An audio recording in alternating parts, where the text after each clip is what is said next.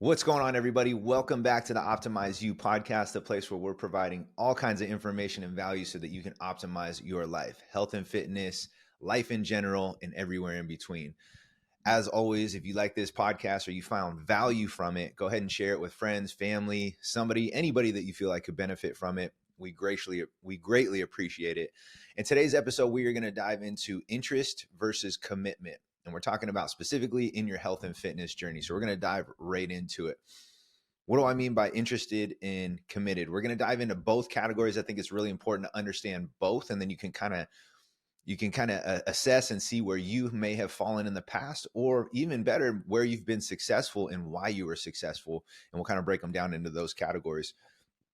But I think the easiest way to paint the picture is let's think of a hypothetical scenario. So a hypothetical scenario, let's say you dove into some health and fitness journey, whether it was a 6-week challenge, whether it was keto, whether it was Atkins, whether it was a challenge at your gym, something with your friends or family, like whatever that thing was, and you got results.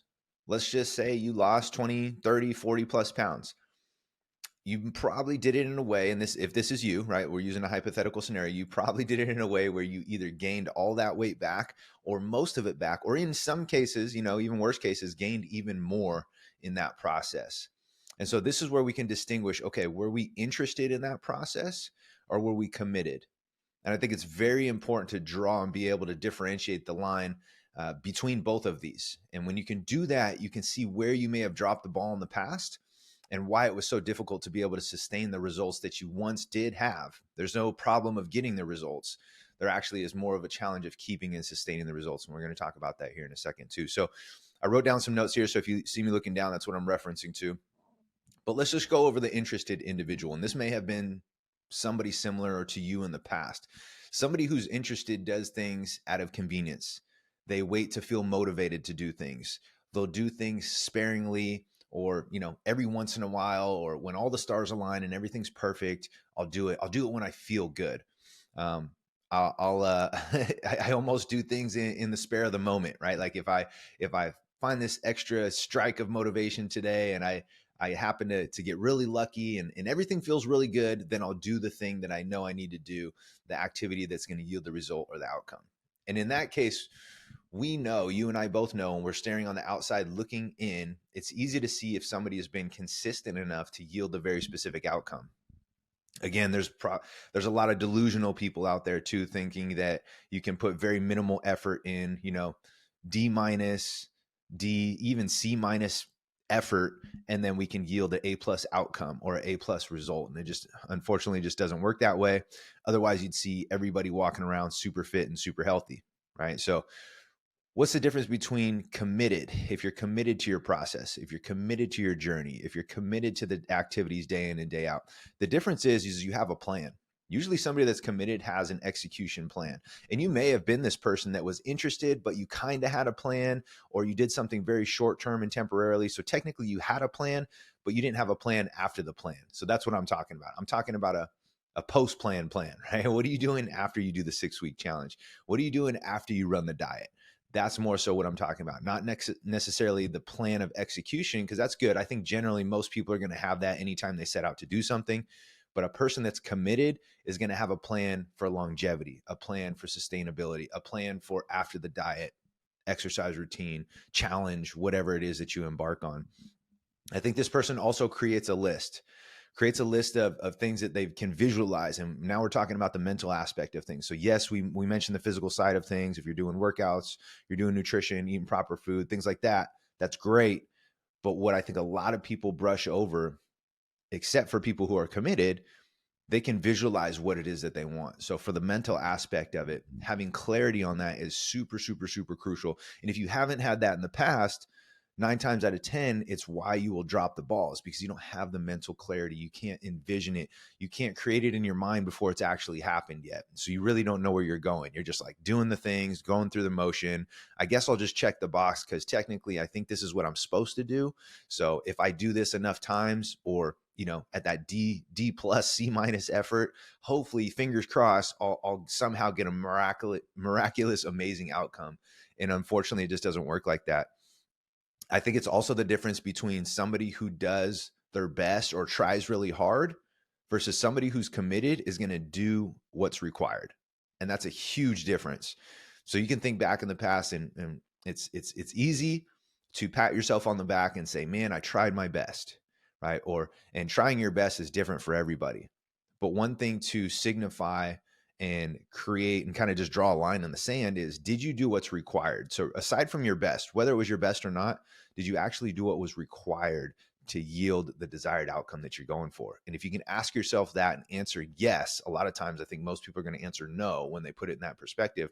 It's a great way to draw and kind of paint a picture for yourself to go, man, did I really do what was required? Was I willing to do what it takes to be able to get that outcome? And I think it's really important to know what that takes. That's why always having a coach is really important, because they've either done it themselves multiple times, or they've coached. Hopefully a coach with experience has done it hundreds, if not thousands of times with clients to be able to yield specific outcomes. So chances are they're going to know a proven recipe that works time and time again. Of course, there's going to be nuances and it's going to be individualized. You're going to have one-offs, but for the most part, there should be a strategy there.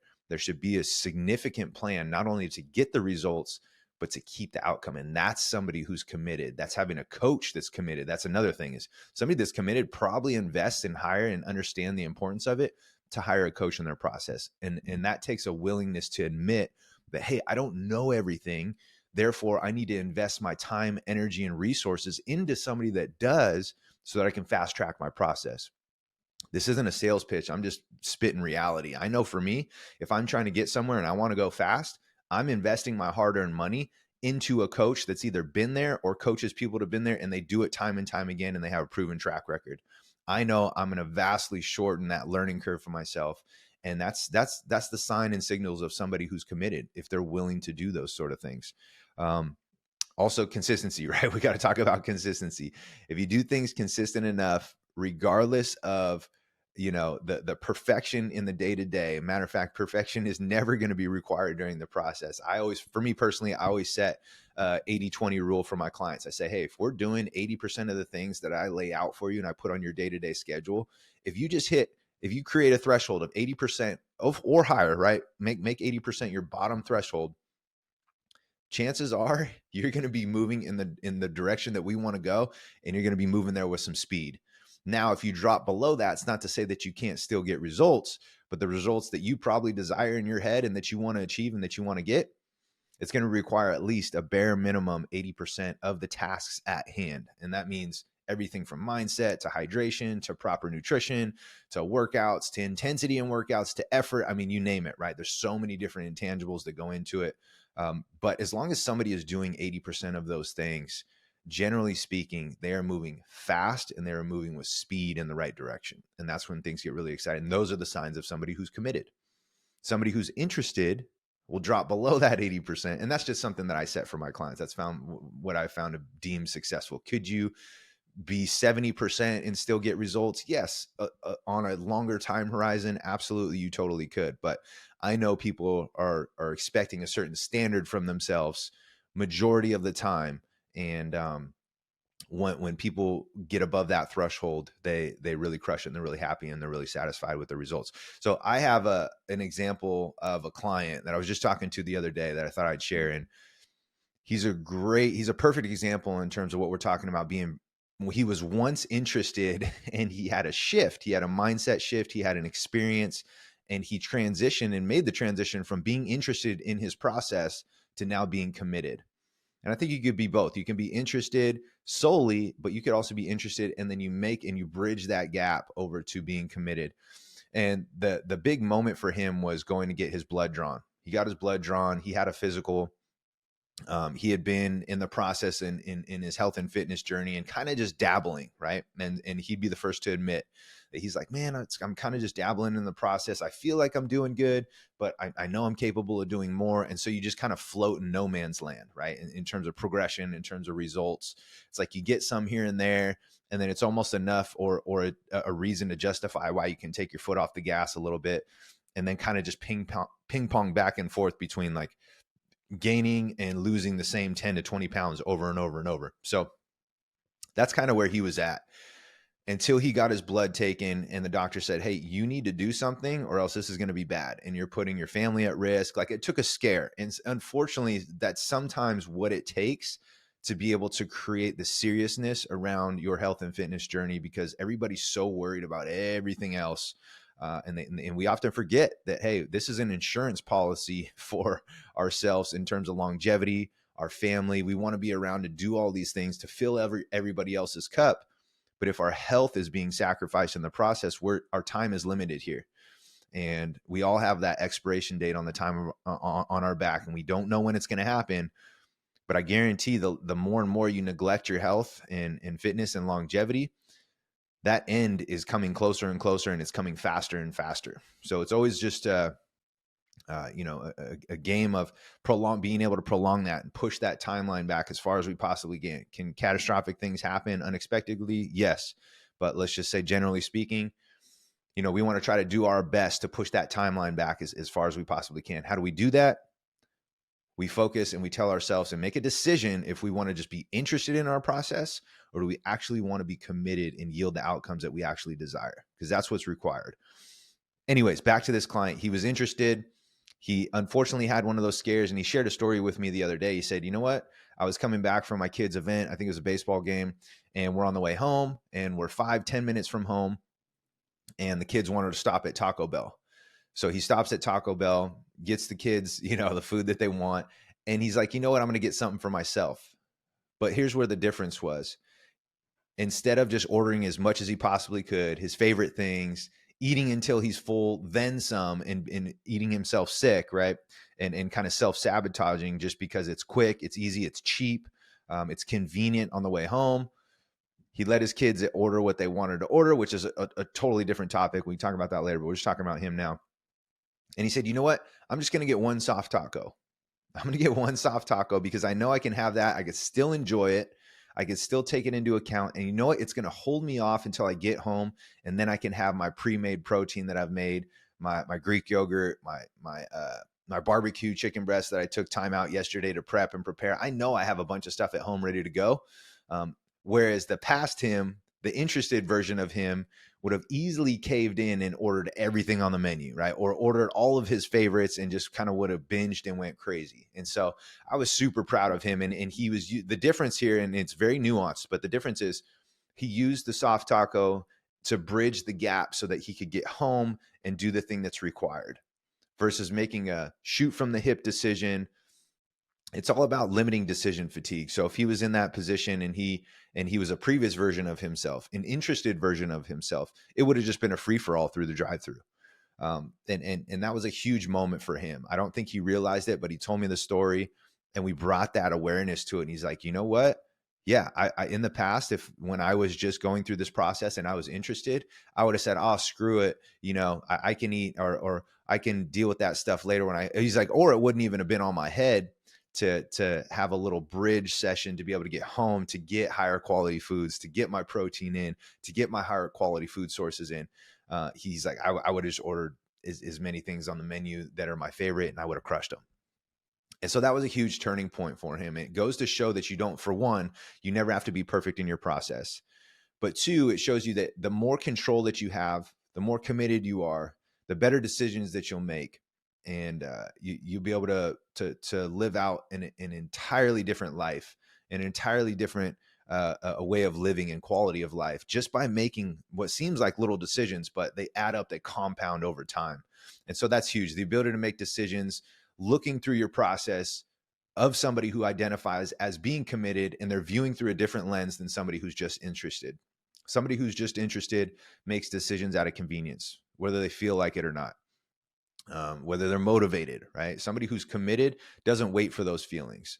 They may feel fear, they may feel uneasiness, they may feel depression, they may feel anxiety, they may feel all these things, but the difference is they take action anyways. And by taking action, you can get the ball rolling. You can create your own momentum, which I love to talk about. That could be a whole nother thing. But instead of waiting for motivation to strike them to take action, they take action, and then their motivation comes. And so that was a great example of a client who we just had a talk the other day. And I think his story can hopefully resonates with you all as well. And it's just the difference of the seriousness and the weight and the gravity that he gives, and the choices and the decision making, because he's choosing to look through a lens of commitment versus just conveniently being interested. So how do you do this? How do you make this transition if you don't have something like that, where you get a scare of a blood test physical from your doctor and say, hey, if you don't change anything, like, you are literally slowly killing yourself, basically was the feedback. And so of course that's enough to scare somebody and jump on the bandwagon and say, okay, I need to switch my mindset here. I need to be committed to this. That's great. But let's say you don't do that. So what's the difference? I have an action plan step for you, right? And it's 3 steps. And if you want to write them down, write them down. But this is going to set you up for success. And then you can make the decision of whether you want to be committed or just kind of dabble and be interested.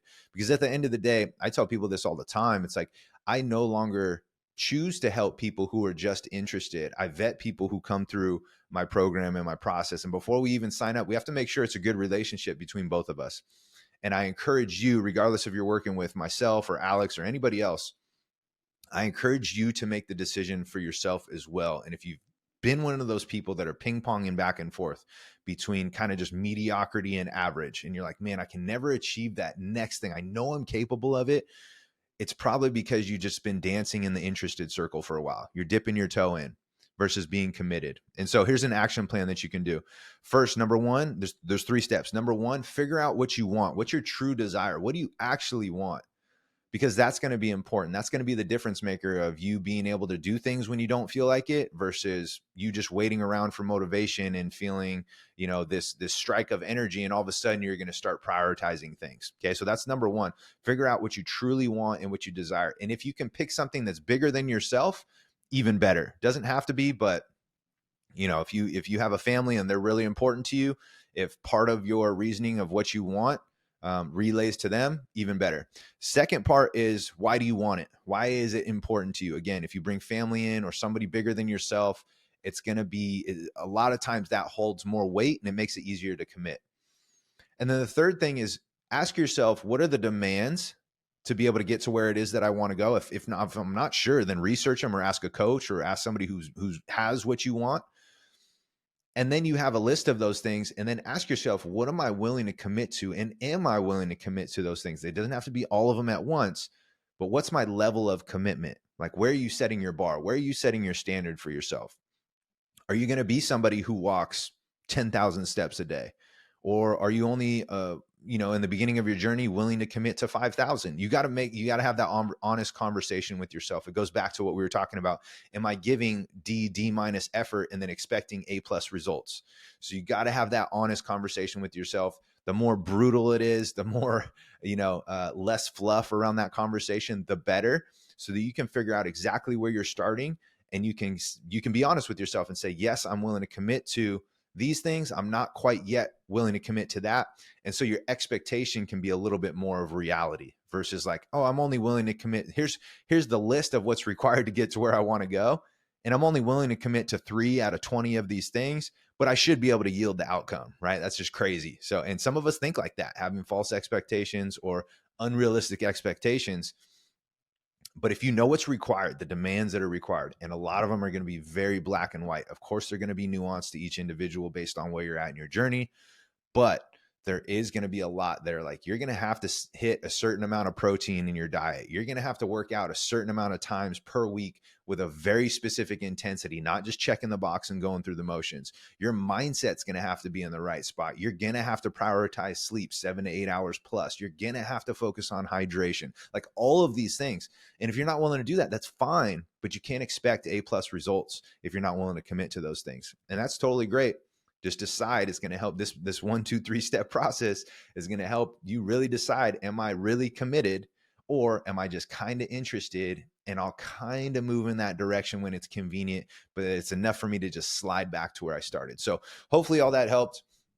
I don't want to rant on this too long. We're already at like 20 minutes. So I'll wrap this up. Again, step 1, what do you want? What do you desire? Step 2, why do you want it, or why is it important to you? And you can even throw in there, what's going to change about your life by doing this and achieving and pursuing this. And then number 3, figure out what's required and what you're willing to commit to. And that could even be on a daily basis. Like, figure out, be realistic with yourself and where you're going to start. So if you're currently walking 2,000 steps, and it's required to get to a specific body fat percentage of 10,000 steps or higher, and you're only at 2, like just start with 3, right? That's the level of commitment that you need to have and go, okay, I am committed to this, but I also got to meet myself where I'm at. So you're not going to go from 2,000 steps up to 10,000. You can, but that's very short lived. Just don't do anything that's unrealistic for you at the current moment. You want something that stretches you a little bit, but it's still doable when you put your mind to it and you have your focus in that committed mindset. That way you can achieve it. And then over time, you can gradually increase the demands and things like that. But really just figure out what is required. What am I willing to commit to? What are my desires? Why do I want this? And you got to hone in on those every single day, even if it's just 5 to 10 minutes. I have all my clients spend the first 5 to 10 minutes of the day. What do you want? Why is it important to you? And then what are you willing to commit to today? And they have, it's very black and white for them. They have it on their schedule, and we talk about it all the time. But for those of you that aren't in a program that's organized and things like that, just rifle through those questions every single morning, and it'll paint a picture for you. And then you can have that honest conversation with yourself of like, hey, if I'm not committed to this, then I can't expect to get these results. And it's really freeing for you, because then you're gonna go on the other side of the equation. Well, I'm just interested in this, and that'll leave you, in no man's land is what I like to call it, which is fine, but you have to be okay with that because you haven't crossed that bridge over to being committed yet. And that's okay. Maybe you're not committed at this time, and that's totally fine. So don't be hard on yourself. But as soon as you make that transition from interested to committed, you'll see, you'll know, you understand, and the ball will start rolling for you, and you will achieve things that you're like, whoa, I didn't even know I was capable of doing that, just by simply being committed to my process, my journey, etc. So hopefully that landed with you. You took at least a golden nugget from it. And if you did, please share it with somebody who you feel like could benefit from it. Again, we're releasing podcasts every Tuesday and Thursday right now. So if you guys like this, if you want to see certain episodes or have certain questions, we always love hearing from you guys. You can shoot us an email, or you can just reply in the comment section below this video. If you're watching it on YouTube, that would probably be super convenient. But until then, we will see you guys next time.